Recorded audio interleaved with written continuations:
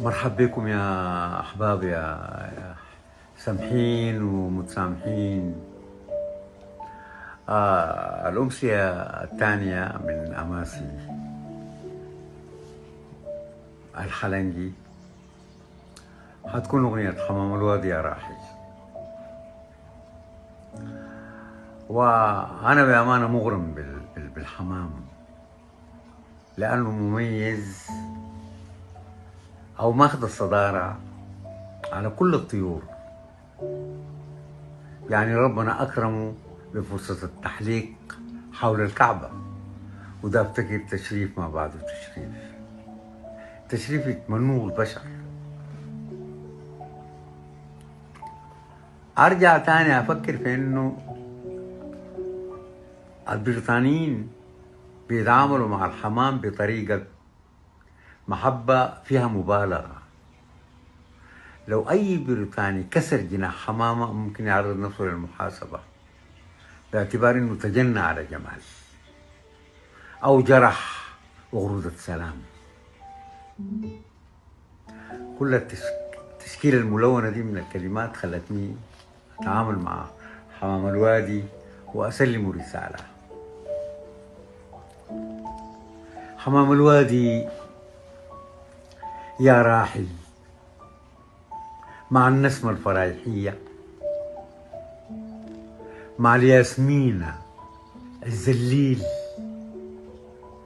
تواصل رابية منسية، صغارك مشتهين ترجع تضم العيش بحنية، تسيبهم مش حرام للريح، وعارف القاسو مشوية حمام الوادي يا راحل مع النسمة الفرايحية. تقول لي ماشي من بكرة مهاجر لوطن تاني،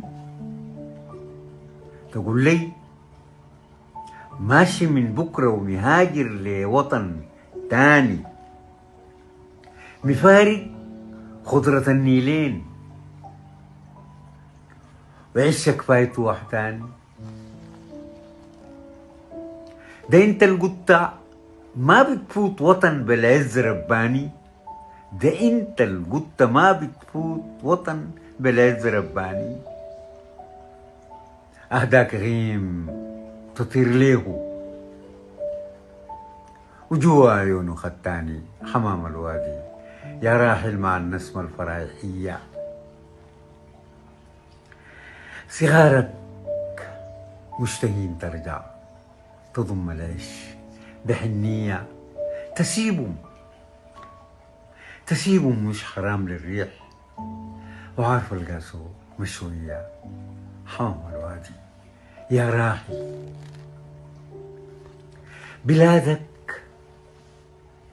بلادك حلوة أرجع ليها،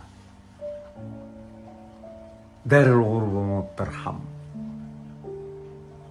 بلادك حلوة أرجع ليها، دار الغربة ما بترحم.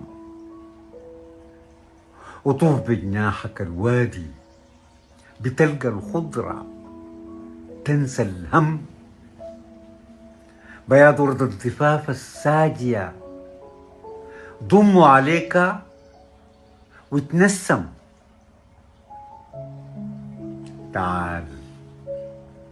تعال لأهلك الطيبين، ملوك العزة ما بتندم. حمام الوادي يا راحل مع النسمة الفرايحية، مع الياسمينة الزليل، تواصل رابية منسية. صغارك مشتهين ترجع تضم العيش بحنية، تسيبهم مش حرام للريح، وعارف القاسو مشوية حمام الوادي يا راحل. وشكرا لكم كثير.